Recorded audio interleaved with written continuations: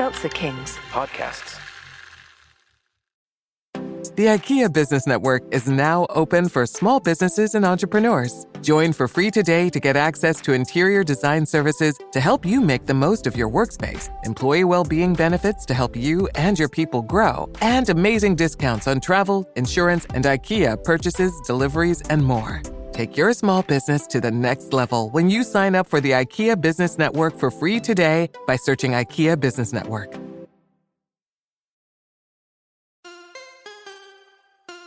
What does an 18-year veteran of the tech industry and a 20-year veteran of the military have in common? More than you might think. Welcome, everyone, to the Second Act Podcast, leveling up your life's journey. You can't stop me! You don't got the power, shut me down. That's not an option. I'm my biggest problem. You don't got the power, shut me down. That's not an option. You can't stop me! Hi, Michael. How you doing? Hey, John. Good, man. How you doing? I'm good. It's a great start to the week. I'm obviously dressed for success. If for those of you just listening and not watching, you're missing out because I usually don't show up so professional. But, we thought with this guest today, we got to step up our game because he's going to bring some gems. So nice. I threw on a collared shirt, fixed my hair, not wearing no a hat today. Yeah. Freshly shaved. I mean, it's a good day. When you start off like that, it's like, man, it can only get better. Is this really John Ballenger is what I'm wondering right now? Or is this your doppelganger that's popped in here? AI does some amazing things with images these days. No, man, it's a good day. I'm really excited for this opportunity to have our guest on, and maybe we can share also some additional things that we're doing. I don't know if this is the episode we do that, but if it is, I'll let you do that. I don't want to steal your thunder. No, it's all of our thunder, including our guests here in the organization that we're super excited to be working more with. But before we get to that, I just want to announce it's been a little break since we shared our last recording. We took a little bit of a break just to get some things in order as we roll through the rest of the year with exciting guests, including today's guest. But we launched our MJ Pay It Forward initiative a handful of weeks back. We've got 4 winners now, and these are just random folks who went to whatisyoursecondAct.com, shared a couple of details, and awesome. Put their names in a hat, which we pulled out. And we're using some Excel wizardry to make it as random as possible, unbiased as possible, to get a person out of that list that we have and send them a e-gift card just because we want to pay it forward to someone, whether it be, Uber Eats or whether it be a Visa or Master gift card, just a little something to make your day. And hopefully, people take notice and do the same for others. Very cool. But those winners are Teresa, Carla, Andy, and Leslie so far. So congrats to all of you guys. Yeah. That's awesome. I love that you use wizardry. Because I pulled in, before the show we were talking about, I went on a road trip with my family last night. We pull in 11:45 into our driveway. And of course, my wife and I unpack the car while the kids are asleep in their chairs. And all of a sudden I wake up my oldest and he said, "Are we home?" And I said, "Yeah." And he goes, "The car's already unpacked?" I said, "Yeah." He goes, "When did we get home?" I said, "Oh, a couple minutes ago." He goes, "Man, you must be a wizard to get the car unpacked that fast." Well, those are dad Wizardry. skills. Those are dad skills, son. You'll know only get wizardry when you're a dad. When you turn 44, you learn some things. So. Yeah. Well, Awesome. I don't want to belabor this anymore because No, we've got let's get into it. Our guest for a limited amount of time, and I want to maximize as much as we can. But in this week's episode, we're joined by Ross Dickman. I met him in person a couple of years ago, but he is now the CEO of Hire Heroes USA, a leading nonprofit organization that helps connect the military veteran community with potential employers. Ross's military career spanned over a decade with the U.S. Army, where he served in a variety of leadership roles, including the position of executive officer at the Center for Professional Military Ethics before embarking on a career in the civilian sector. Ross's academic achievements include degrees from the United States Military Academy at West Point, Columbia University, and the University of Georgia. With a strong sense of service to others, Ross joined Hire Heroes USA in 2016 after retiring from the military and has been with the organization ever since. Now residing in Connecticut with his wife and daughter, Ross's deep-rooted family values continue to enrich his compassionate leadership style. Ross, awesome. Well, welcome to the show. Thanks, man. John. Thanks, Michael. It's great to be here. That was very colorful language. Probably did me a great service, but the truth's probably more mundane. No, welcome.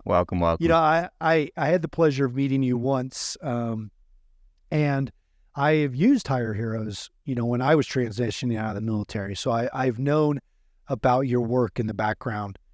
And let me just first say that Michael and I are huge Hire Hero USA fans. We did our launch party, and then the first event we actually did was partnered up with Hire Heroes here in Colorado Springs and Denver area.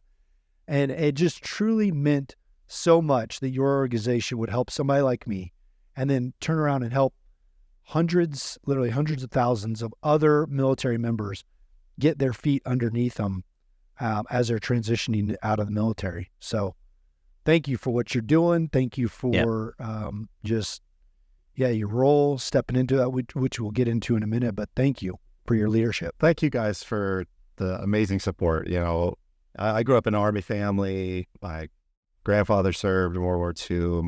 My brother is still in the Army. My brother's still in the Air Force, pardon me. Broad choice of service branch, but hopefully you pick on him relentlessly. As much as humanly possible. But it's such a noble calling. It's such an important service to the nation, and such a unique service. Like you're doing a mission that is highly specialized and really important, and it takes work to then figure out how do you fit in the rest of society? How do you reestablish that purpose? And it really depends so much on people like you and other corporate partners to recognize and understand that, to support that mission, because to make this dream of a democratic society and this dream of America work, it does count on this selfless service that people do to serve our country in any way. And everyone plays such an important role in helping them come back in and have that next opportunity after they did wear that mantle and wear that uniform. Yeah, Ross, in a past life, I learned just how important both education and employment are to the overall well-being of everyone, and, doing what's possible to create a fair future for all. And it's amazing to see some of the data behind your organization, and then the ways that they're helping transition not just the military veterans, but the spouses as well, the families,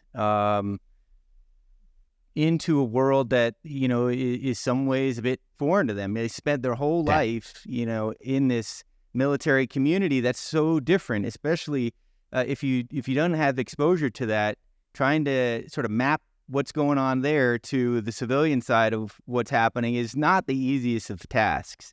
So I commend you and your organization for doing that stuff. Yeah, there's, I sometimes say, I flew Apache helicopters, and I know John flew, and the mission of the Apache, right? It's, it's a flying tank essentially and shoots missiles.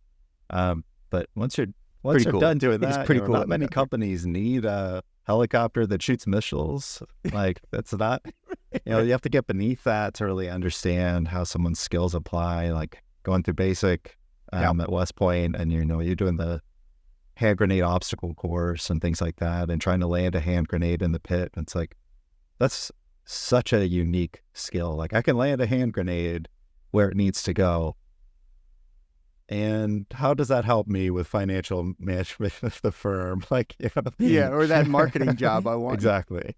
Ross, I want to first recognize that you just stepped into this role as CEO. And it's been how many months have you been now CEO? Oh, coming up on 90 days. So nearing the 90-day mark. 90-day mark. Nice. I love it. I want to talk about that, because stepping into that role is huge, right? You're leading this organization that's got so much attention on it and the spotlight, and you're reaching out to service members, you're helping them transition into corporate life and make a better way for themselves and get going. But then also you're probably trying to raise money, and you're trying to get sponsorships and other things. So what is that like stepping in now 90 days in? What, walk us through that real quick. Well, I think the one advantage is, I've been at the organization for a long time. So I know a lot of what makes it work. I've worked in all aspects of the company. And so I have a good sense of, the team, of the culture, of how work gets done. But really, I think the transition's hard, right? Like, changing your old role or changing a role in an organization, you can plan for it as much as you want, but ultimately you got to get dirty and down in the weeds and do the hard work of it. And that meant, like, one of the things that I had to recognize right away is the way I operated in the previous role when I was the chief operating officer and running the programming specifically, that wasn't going to work for me going forward. I have to change my work style. I have to adapt around the needs of this role. That means engaging with partners, reaching out to donors and talking about the mission, the strategy, and our vision going forward, and our need statement, being more forward-facing on the federal side, on the state level side with legislative actions and policy and the gaps that we're seeing around transition assistance programs. And, one, like, handwriting thank you notes to donors, to partners, to friends of the organization. Man, I don't know if you've handwritten a letter at any time in the last year, but that is a perishable skill.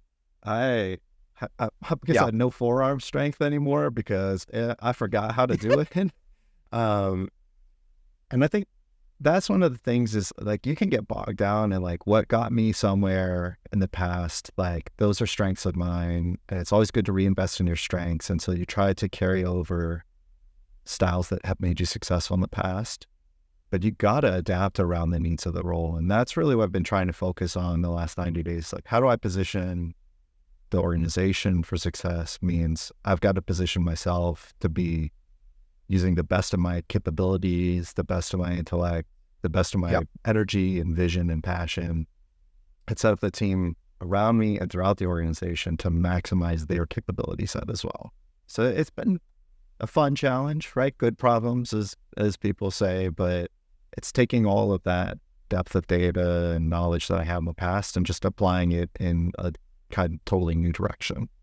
Yeah, and I'm sure as the former chief operating officer of the organization, as an operator and probably someone who's high on execution and metrics and things to run the organization, that comes in handy when now you're communicating to all these stakeholders and laying out the vision and strategy and sort of invigorating both your internal employees, but people who want to get excited about your cause.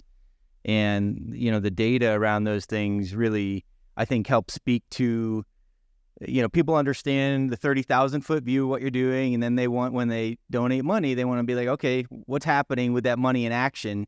And that's where the data really starts to uncover how you're helping people transitioning out of the military, underrepresented groups for employment purposes, all these like really interesting dimensions that are of high importance nowadays, both when you're selling to Congress and then, donors around the world. So it's awesome mission. And I congratulate you on making that transition to the big seat. Thank you. I appreciate it. Still got a lot to prove, still got a lot to make sure that we go out as a company and hit what we need to as a mission set. But one of the things that drives me is, every day new veterans, new spouses are signing up and saying, hey, I need help with employment. I'm either unemployed or underemployed, or I'm about to leave the military, or I left the military 15 years ago and the career path hasn't gone the way I wanted, and I need help to get it going the way that I need. And that just drives my energy level every day of, like, I can't sit and rest and, wait for things to stabilize. Nothing stabilizes, right? The inevitability of the next problem is always going to jump up and bite you. So you've got to proceed forward and set intention and move. And I think that's what I've learned from the military and learned through coming up in life. And that's, I think, served me well in this to help kind of bring the team with me as we move forward. Yeah. Ross, let's talk about why your organization exists and why it's so important. And I'll give my frame of reference. And what I believe is most people that go in the military go in after high school or college, and it's usually their first job. And whether they stay in for 4 years or 20 years, they don't know anything else. They don't know the civilian job market, and they have never really made themselves marketable to get, a job that they were really aiming for. Mm-hmm. So going to the military, spend 20 years like me, and then all of a sudden they get out and it's like, holy cow, I'm not really prepared for what's ahead of me. And there's some transition classes, which you kind of mentioned, there's a lot of gaps that don't fully prepare us.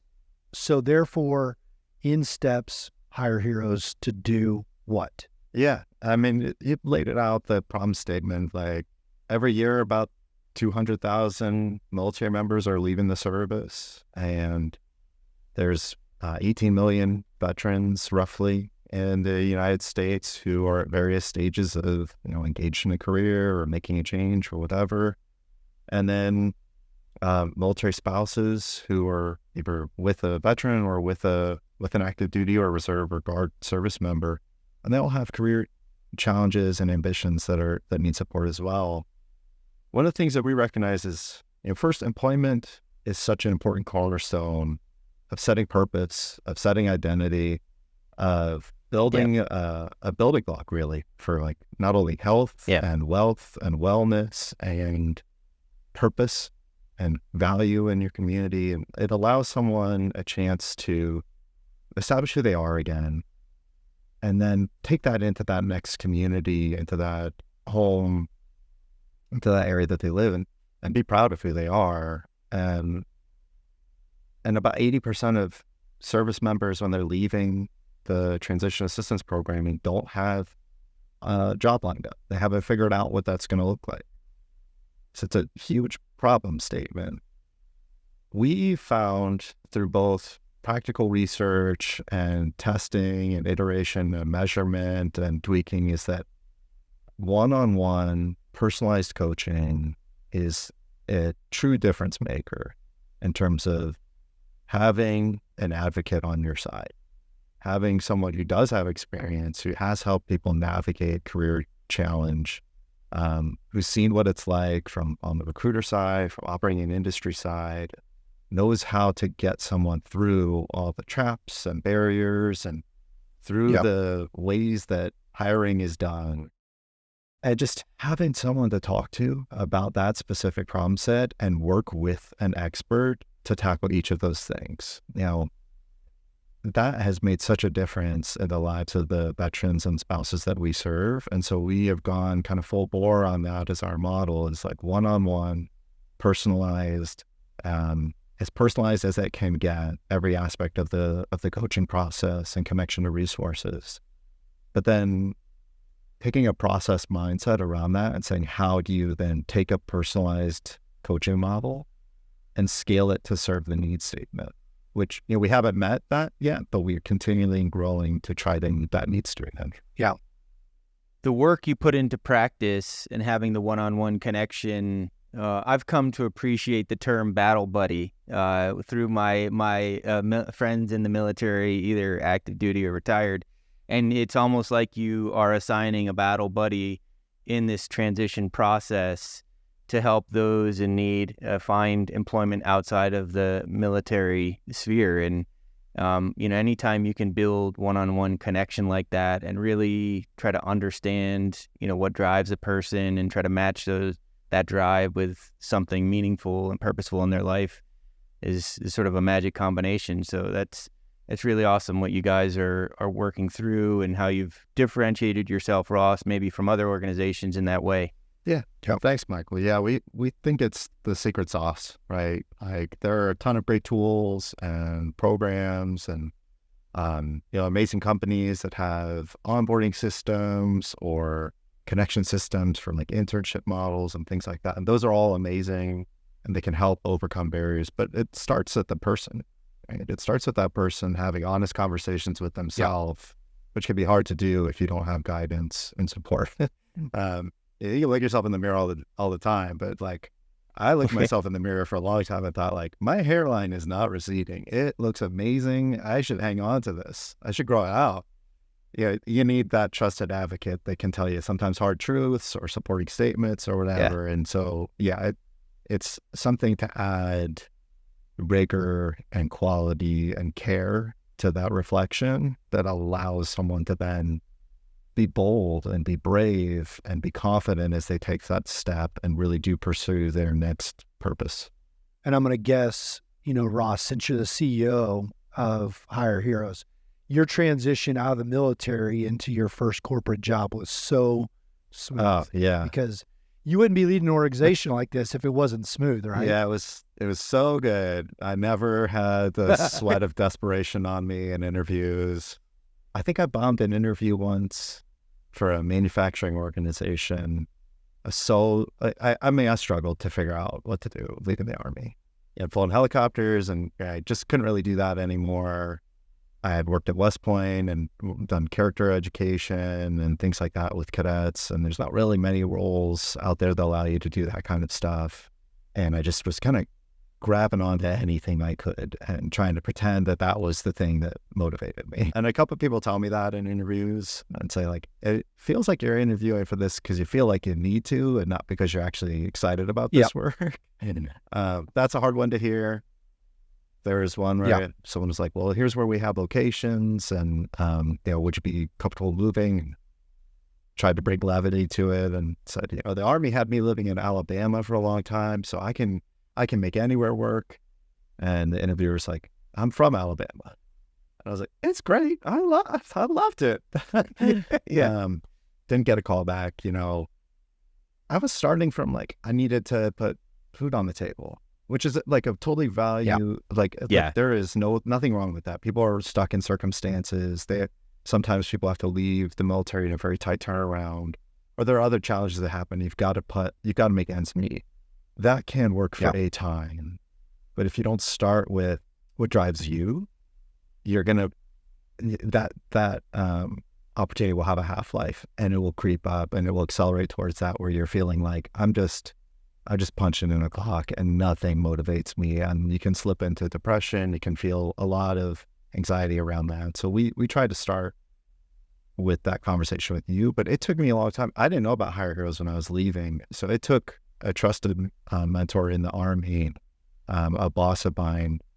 He like sat me down and it was like, hey, you seem like you're struggling on this. And like, he just was really good at, he didn't know anything about the employment marketplace or anything like that, but he was just very good about one of those inquisitor type of questioning leaders and just digging at each level of surface that I was providing him about like, well, what do I want to do? Something with meaning. What does that mean? What does that mean? What does that mean? And getting to that core of like, I want to apply my background in a little bit of research and a little bit of human psychology to make meaningful difference in the communities that matter to me. Care about Pennsylvania, being kind of like ostensibly from there as a military brat. I care about military connected issues. I care about animal connected issues. I care about children's welfare and education access. And he's like, well, let's start going into that. Let's start, pulling that together. And that then led me to an opportunity at Hire Heroes to do some really interesting research around disabled veterans opportunities. That was pivotal for me. Wow. Yeah, I mean, our whole show is about the second act, and John and I have gone through this journey in different ways, but I think the process of like self-reflection and self-actualization and really finding what's important to you, what excites you, what's going to get you up in the morning, especially when things are going crazy, it's a Saturday or Sunday, or late one night and, you got to get to it, I hope you're excited about what that is. Otherwise, it's going to feel like forever.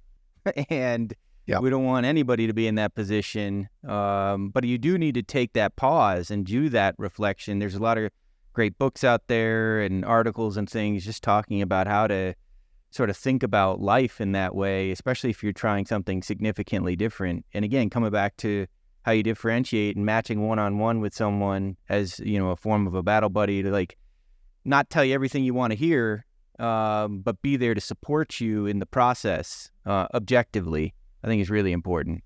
Yeah. I don't know anyone who's gotten to like a level of success without someone telling them the thing that they needed, but they didn't want to hear. And I'm sure, John probably has plenty of stories about that from the Marines where he heard stuff that he needed to hear that made the unit function better, but sometimes that's hard to hear. Yeah. It can be tough to hear hard truths. The IKEA Business Network is now open for small businesses and entrepreneurs. Join for free today to get access to interior design services to help you make the most of your workspace, employee well-being benefits to help you and your people grow, and amazing discounts on travel, insurance, and IKEA purchases, deliveries, and more. Take your small business to the next level when you sign up for the IKEA Business Network for free today by searching IKEA Business Network. Ross, my transition out of the military, when I first got out, I thought, I'm going to be this entrepreneur. I'm going to do all these things and start all these projects. And I did. And then 6 months later, I'm like, none of these things are really taking off. I should probably do exactly what we talked about earlier, figure out something to put some food on the table. And I remember going to this interview, and it was a recruiter found it for me. He said, this is perfect for you. It's here in Colorado. It's right up your alley. The pay was actually really good. And I went to the interview. I won't mention the product, but I didn't really believe in it. But I thought, you know what? Helicopter pilot, I'd figure it out. I'll do anything. And I go in for the interview, and this guy's like, okay, tell me about your background. And I'm, talking about military and all this. He goes, tell me about your sales experience. I'm like, I got none, but I flew helicopters. And he goes, what makes you want to sell this product? Because it's kind of specific, and you're gonna have to know about it a little bit. And I'm like, man, the pay's great, travels, okay, but I can do anything. I was in the Marine Corps and I flew helicopters. And he sat me down at the end of the interview, and he goes, listen, man, I'm sure you are probably at this place where you need to make some money, but we can tell in the interview that your passion's not there for this product. So either figure out if you truly want to do sales and convert, or figure out what you truly love and go do that.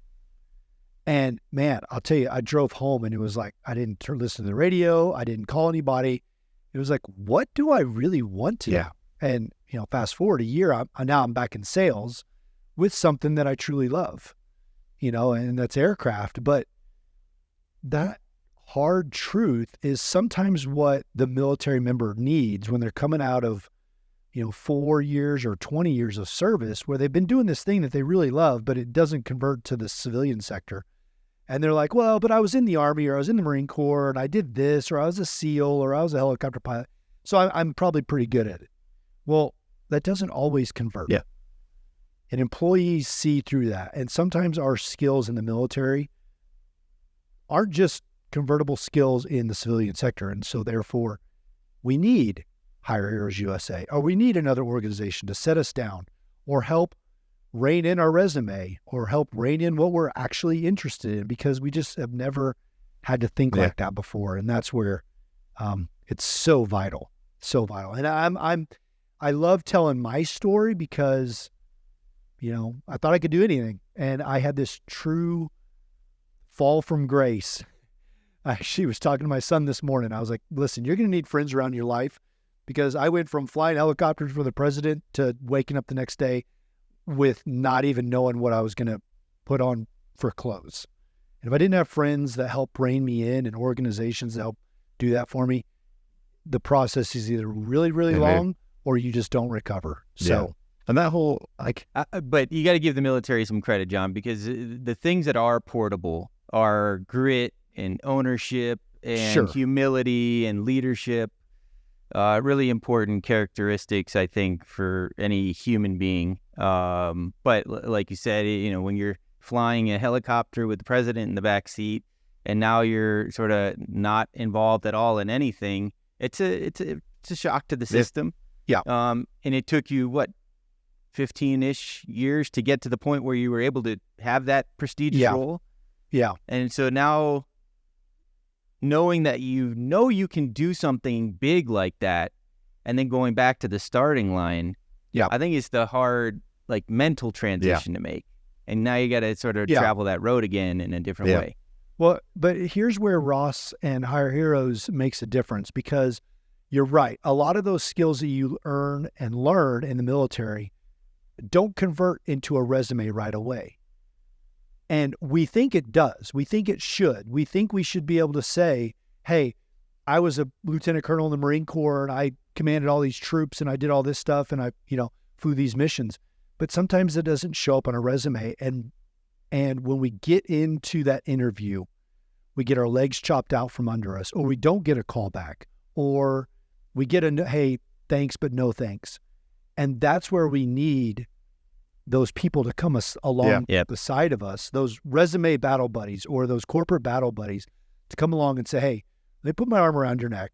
Let me show you the skills that you have and how they convert into the civilian sector. Let's get granular so that you can crush that resume or that interview, and then you can show those soft skills in the position that you earned. Like Don, you said it too, like that. Like I could do anything. The military is great at rotating you through role and function and testing and really expanding someone's capability skill set, right? Like the Swiss Army knife approach, where you're not super deep in one area only, but you're breadth of capability set.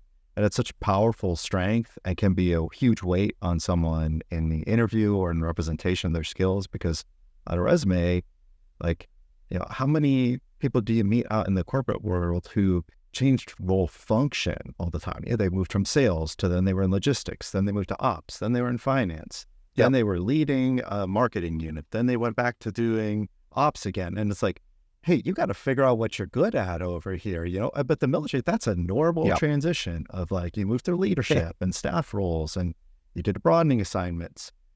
And so it's not that we're whitewashing out what they did in the military, but you've got to take that and pivot how it's presented in a way that leverages that strength in a way that the corporate partner recognizes it.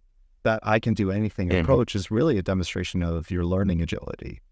It's, and as you look at all the role functions you filled, is getting to that granular skills-based level to say, okay, well, where did these skills actually fit in that? But it does start at articulating the skills around that next purpose. I try to, when I'm coaching someone individually, I try to have them go through exercises thinking what did I really enjoy doing in the military?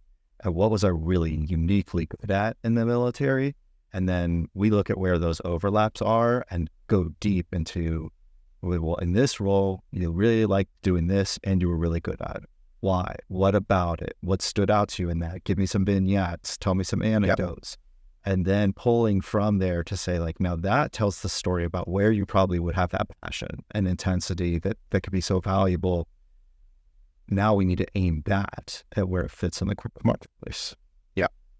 It's just like in coaching, when you get that person who says, I want to be better, or I want to make more money, or I want to have more time. And you say, great, what does that look like to you? Let's start with that. What does, being more successful look like? Is that a new title? Is that and you just start digging down on the whys or what's, right? If you had more time, like you said you wanted, what would you do at that time? And the answer that you get is then another what question. Well, okay, what does more time look like? Is that 30 minutes or is that 4 days? Can you work for 2 days or 3 days and call it good? And I think what you're doing is a super powerful exercise, because if you ask me, 2.5 years ago, what do you like? And I'm like, well, I love flying and I love being a Marine and I love being around other Marines and I love deploying and doing this cool stuff. But okay, let's figure out, what really is the purpose or what is really the thing behind all that. I love having, a strategy before I go into, a brief or I go into a flight. I love having those executable things that I can kind of mentally tick off and say, yep, just accomplished that. Yep, just did that. Yep, we're here. And then you land and you say, okay, now let's debrief and let's figure out how to be better next time.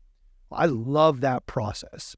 So I had to find something where I could apply that process to my life now. And I think that's what you're doing. You're just helping, like you said, put those words and those feelings towards what somebody's been doing for the last, umpteen years of their military career. Tell me what excites you about being a sailor in the Navy. Yeah. What is it that you just have loved for the past, X amount of years? Let's find something that carries over. If you ask people too, like what's at the core of their identity, when you're in the military, you're not like, you have an individual identity and a group identity that's really has strong culture. It's very interwoven.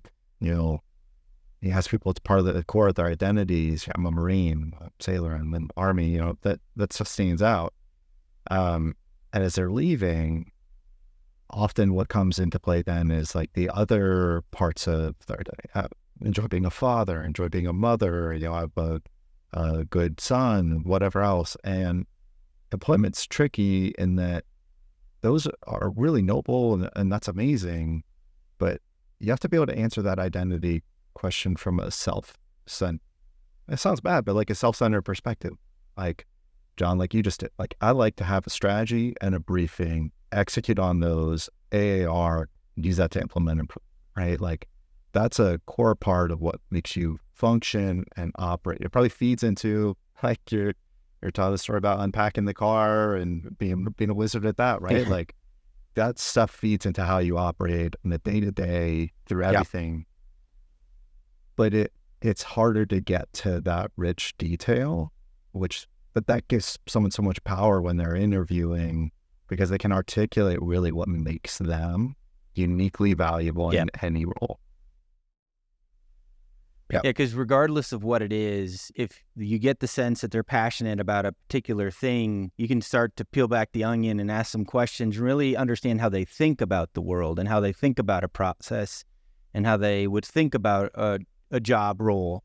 And understanding someone's thinking along with their other characteristics help you understand what kind of employee is going to be hired and if they're a good fit for this function.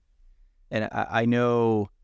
in my own personal hiring experience, I tend to lean into more of what someone's capable of doing versus, deep domain expertise in a particular area because certain skills can be learned. It's like, do they have the personal characteristics and the drive to be able to figure it out and push forward, work as a team, get things done? Like I tell people all the time, I'm a role is taken, not role is given type of thinker. Like, not that it's a binary, but like I tend to be where a lot of that comes from like a violence of action type of training from the Army, like meet the moment, drive in and be assertive. And so I always try to frame myself that way. If there's a gap of space around what we're doing or whatever, like expect to see me leaning into that, if not like kicking in a door and driving into that space aggressively. Like I like if there is a place that we should be looking to grow as a person or as an organization, I'm pushing into that space, not waiting to be told to go there. Yep. I mean, that's a good transition, Ross. And what are you super excited about with Hire Heroes this year and in the coming months and years? I mean, it's an exciting time. Obviously, like there's a lot of areas that we've learned about where some veterans are, not performing as well and not given as many opportunities as other veterans and other military spouses. And so we're continuing to try and drive towards how can we rectify that and get quality, equitable outcomes for all veterans, regardless of the experiences they've had. So we are spending a lot of time trying to unpack some of the challenges that rural veterans are encountering around accessibility to roles, accessibility of support services, and what does that look like. Our Women Veterans program is continuing to grow based on some of the need statements we've seen around women veterans having longer unemployed durations, longer times it's taking them to get hired, lower salary, even when you control for like rank and role type that they're going into. We really are paying a close attention to homeless veterans reintegration as well. We're not a group that can solve access to housing or access to food insecurity types of challenges, but we do have a process model for employment that works. So we're creating community-based partnerships around that work to be nice. Like work with other subject matter experts who are doing those specialized care needs to everybody work together to lift up that veteran in need. And then, I think like we were a solution designed around the highest quality, highest level of care you could provide at an individual level, and then tried to scale it up. That takes time, that takes money, you have to have patience and a drive to continue to create revenue. On the federal side, like they have a challenge statement of 200,000 leaving every year, and it's really hard to address that gap. And, you have something like 12 different federal agencies that have some part of helping to manage transition assistance and the way that's delivered and access to services. The big three are, the Department of Defense, the Department of Labor, and the Department of Veterans Affairs. And so part of that is being great partners with those three agencies and the other supporting agencies by helping to figure out like how can we integrate a care model that doesn't have someone fall through the gaps, and that, John, when you were a battalion commander, like, you had a Marine leaving the service, how do you make sure they're getting the right care at the right sequence and timing, the right thing at the right time? And so we want to keep collaborating with those federal partners to create opportunities to get the right care to the right person at the right time. Kind of a silly question, Ross, but so 12 federal agencies, is there like a liaison or some master orchestrator who sort of helps bring it all together and work with, organizations like yours, or is it, a little more fragmented? It's a little fragmented. They do have a great, they have a leadership commission or something like that where, leaders of that across those entities get together and they talk about what's happening in each of their departments. And, it's a tough job too, right? Like, one of the things that I use the VA for all of my healthcare and everything. And one of the things I always find is like, I'm always encountering great people who really care about what they're trying to do and are driven to really actually try and do the best they can. And at times they encounter a system or a process or a policy that makes it hard for them to do what they want to try and do to support like that veteran who's coming in for care. And I try to keep that in my mind always when I'm looking at like, well, where does the federal stuff need support? It's like, it's people who are trying their best and they're trying to navigate through a bunch of tough barriers and over hurdles and everything else to align care. And like a unit commander in the military has one set of problems and is serving one mission type. That's, securing the nation against all enemies, foreign and domestic. And that service member in their unit is filling a role that's essential. And the VA has a different mission of caring for them and, trying to meet that standard that President Lincoln laid out in his address around like the quality of care that we owe for their sacrifice. At times there's friction from that. At times it's working in collaboration. It is about just trying to help understand. Everyone's coming to that table with the best intentions, and how do we align process around that to smooth out those challenges? Yeah. I don't imagine it's a simple problem. I just, I think you helped me appreciate the challenges and complexities a little more by sharing that. So thank you. Yeah.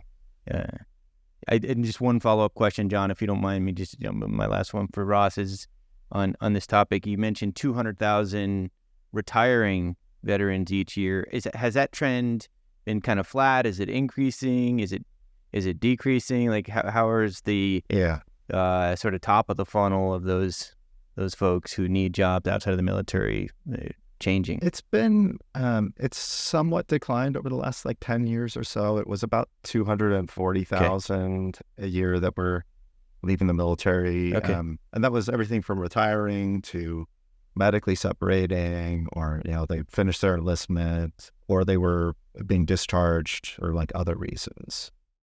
That has started to trend down as the overall like force size is not as large as it was kind of during the height of the wars. Economic conditions do have a factor on that too. Like, in 2020, in the COVID year, the number was a little bit less as people had flexibility on their separation date. If they were making a choice around it, they were maybe staying in where it was a little more stable and waiting to see. I think it'll continue to trend down a little bit. I think that both the DoD is driven to try and retain talent as best as it can.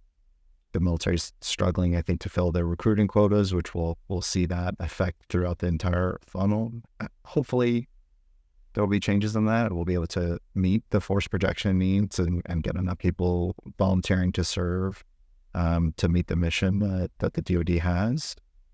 But I think that number will continue to decline, although little by little over the next few years as we go through some of this challenge of like, what does the size of the military need to look like, and what roles and mission sets are they solving across the globe?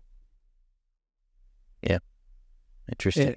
And Ross, I think it's important to mention, and you can correct me if I'm wrong, but not only are there 200,000+ service members leaving the military on a annual basis, but you also have capacity to support the spouses as well.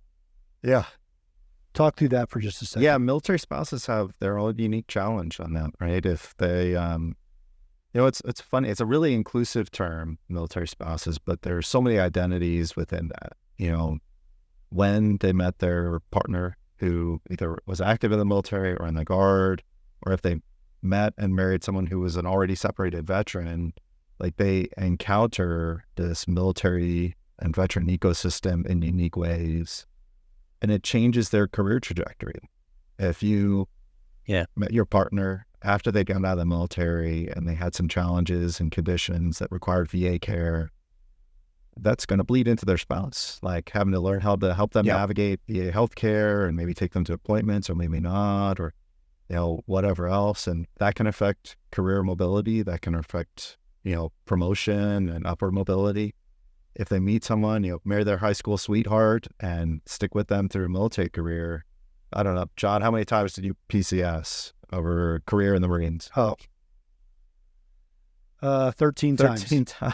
13 times. Like, you see someone with 13 role changes on their resume and you go like, well, you haven't figured out anything about what you want to be, right? Like, it's a big problem in that, some jobs are portable, some aren't. Some jobs, some organizations aren't accessible to military spouses because they know, like Colorado Springs is a very dense military community and population. But some employers there might go, well, if you're a military spouse, you're probably out of here in 18 months, and I'd love to not have to post a new role, hire again, train up someone. By the time they're operating at where I need, they're leaving, and I got to do this process all over again. They need someone that can stay for 5 years so that it makes sense on the balance sheet for them. So it is about, for us, like both the coaching process, but also the employer connection side to help find those pathways where, how can you build portability in jobs? How can you address policy challenges around if someone's a educated and certified school teacher in one state? How do we make sure there's interoperability for their licensure when they move to a new state because of their partner's military career? Yeah, and if from an outsider, it's just looking surface level. If you're seeing, like you said, Ross, 6 to 12 months or a little bit longer, moving all the time and changing jobs, that looks maybe in some cases a little like unstable. But if they don't have the full story, but at the same time, so if I'm the spouse who is not a military member and doing my own, again, self-reflection, I'm like, who am I? Like, I've had all these different jobs and all these different places. Like, I've lost my identity. Like you said, trying to find your identity. And that's, maybe it's not talked about enough, but I know some of your data shows that you guys really support that segment of the military families as well. So that's another, I think, a more important thing to stress with Hire Heroes. Yeah, we personally supported about 1,200 military spouses last year, and continue to grow that through that same one-on-one care model. We, their needs are very unique, so we have a specialized care team that's run by military spouses within the organization that does focus on that community care and the one-on-one coaching for them to meet their needs. But yeah, that identity part is really tough, Mm-hmm. And I think in our society too, what you do, is such a cornerstone of how we interact with each other in America. I don't talk to people on planes. I'm super antisocial on planes. But my headphones go right away. Quickly. I mean, before I'm on the plane. You're that guy that I'm trying to talk to. Please do not talk John's to me. trying to have a conversation. Like tapping you on the shoulder, and you won't even look over at me. Oh man, all right. And it's like, and what do you do? Is like, it's up there in the first three sentences you're going to ask someone. Oh, for sure. And I think about that a lot when I think about someone who is struggling to figure out that next step. How they answer that question is almost like speaking an intention into the world around what their next phase is going to look like. And we really want to empower them to have confidence to speak the intention of fulfilling that purpose. When John bothers you on a plane or something like that, that you can really speak that intention of who you are after that military experience. Yeah. I think some of the swag John wears draws attention to conversation. I've seen him rock some of his old military swag. It's pretty cool stuff. I would ask him a question or two, and I'm not one to start conversations. Well, man, Ross, that is, you hit the nail on the head. I mean, for me, for 20 years, sitting on a plane, somebody turns to me and says, "Hey, what do you do?" I'm a Marine. Done. Yeah. One word, 2 words. And I felt complete, joy out of just saying that. I'm a Marine. Oh, what do you do in the Marine Corps? Oh, I'm a helicopter pilot. But when I left, people were like, "What do you do?" Oh, I was a Marine, or I'm a former Marine, and I'm trying to figure out what the next thing is. It's like, it's a lot longer story, and it starts drawing out, and it's not as easy to find, the satisfaction in giving that response. And I'm sure that's a lot of people experience that. I know a lot of service members experience that, and so that's where it's helpful to have those hard conversations. Yeah, it's tough, right? It can affect your confidence if someone's, well, I was, and now I'm trying to figure out the next thing you're like, I'm doubting myself as I'm saying this. Like, you start at the core, like, even if you were in that next transition afterwards, or, looking to make a move, like, hey, I work in social impact, drive economic opportunity for disadvantaged groups. Like, that's what motivates me. Like, I go more specific usually, but like, if someone can get to what motivates them and drives them, then even if they are struggling on what they're doing in that moment, what job they're doing, what's their compensation at that point in time, they can still come to a root of who they are and speak it with confidence. Sure. That's awesome. Now, Ross, we're getting close to our time here, and we always like to ask our guests what kind of practical advice or insights they want to leave for our audience when they're contemplating or getting started in their second act, which I think you and your organization are uniquely positioned to share some wisdom around. But if you have a particular piece of advice you would like to leave our folks with, we'd love to hear it. I mean, I'd say I talk to a lot of veterans, and so my advice is coming from that, and it's okay to put yourself first. The military is such a selfless, service-oriented organization, and that calling to serve leads into who we are afterwards. And you see it over and over again, that they want to make impact. They care, they volunteer, they're so giving of all of their time and capabilities, and it's amazing. But when they're trying to figure out what's next, family pressure, money pressure, all that stuff starts to feed in. You've got to put yourself first for a moment and thinking through that. And that's okay. It's right. It's the right thing to do, is to think about it from your perspective first, of like, what motivates, what drives, where am I uniquely good?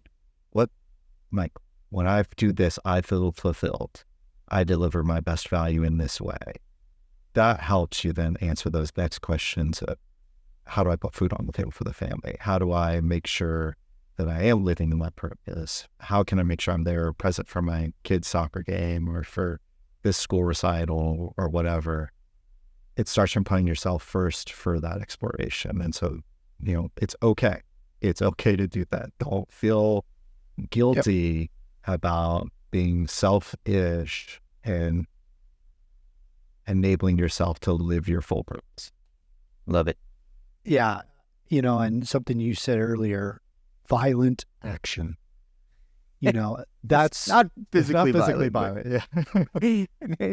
Violent, mentally violent. Yeah. Well, violent action in putting a process in front of you so that you can step out, and you can step out with intensity. That's what I love. That's what I love about what you guys are doing, because you're giving service members who have given their life to their country, who are now looking at what they do outside of the military, who may not have direction. You're giving them a roadmap that gets them to take violent action, gets them to take action, to step into that interview or step in front of that employer, to be confident in who they are and their service and the time they spent in uniform, to step in front of that organization and say, this is who I am and this is what I can provide for you. Like we've talked about before, the service instills those, some really cool and important traits and soft traits that don't always come out, and maybe not come out in the interview in those 15 minutes you have in front of a employer. But you help refine those skills so that they can come out, so that people walking into that interview can feel confident about the jobs they're applying for and really the change they're going to make within an organization. And for that, I think it's so cool what you guys are doing, because you're instilling confidence back into people who are already confident. They just need a little bit of a boost. So be proud of your story. I mean, it was a mission-oriented, like you said, selfless journey, Ross. And I think people should be proud of their story. In this noisy world, you've got to be able to sell yourself a little bit, because who else is going to do it? But do it in a way that works for you. Well said, Michael. Ross, man, thank you so much for being on the episode. For sharing your story with our audience, and the service-based journey you are on with helping our military veteran families to find employment after the service, for the support you showed me, and your organization showed me for the last 2 years, giving me my confidence back to help me get feet underneath me and step out. So thank you for all three of those things. And we just really appreciate your time. And for listeners who are interested in learning more about Hire Heroes USA, or you yourself, give us some of those links that we can provide in the show notes to connect. Well, first, thank you both so much for the chance to come on and chat with you guys and share a little bit about my journey and learn about more about your journey, John, and kind of tell people about the important work we're doing. You can go to www.hireheroesusa.org, or on any of the social channels, Hire Heroes USA. We are a 501c3, so no veteran or military spouse, they pay nothing for the support that we provide. The one-on-one coaching, the connections, all of that is totally free of charge to them. We operate predominantly off donations and support. And so any support you can give, whether that's volunteering your time, $5 a month, whatever, to help make this mission happen, we truly appreciate it. Very cool. Yeah. Awesome. And real quick, Michael, if you would just, maybe this is the place to just share about the partnership that we have with Hire Heroes now. Yeah, we're super proud to be working with you guys and working with you even more closely the rest of this year. Ross, you have an amazing team, and we're going to be sharing some of our revenue proceeds with you guys in support of your organization and helping veterans and their families get jobs. We'll do the best we can to raise as much as possible, but I know even just one job makes a difference. So absolutely, it's a real honor. You guys are amazing, amazing people, amazing servants, and caring for your communities, caring for veterans. Like this is, so I was saying, right, like that selflessness, that care and drive, like both of you are embodying it so much, and so we really appreciate that partnership as well. It's making a huge difference for those veterans and military spouses in need. Yeah. Awesome. Thank you, guys. Well, Ross, thanks again for coming on the show. Yeah, thanks so much, Ross. And man, what a phenomenal episode. CEO of Hire Heroes USA. Michael, I look forward to, this was a phenomenal episode. I look forward to the next episodes that we record, and look forward to seeing you next week. Sounds good. So, all right. Thanks, Ross. Thanks, John. Thanks, gentlemen. Thanks, see you guys. Listeners. We'll see you. Take care. Yep. The Second Act with Michael and John stars Michael Newborn and John Ballenger. The podcast is produced by Seltzer Kings. For more information on the show, check out michaelandjohn.com, or if you'd like to get involved in the conversation, give the guys a shout on their socials at The Second Act with Michael and John on most platforms. Thanks for listening.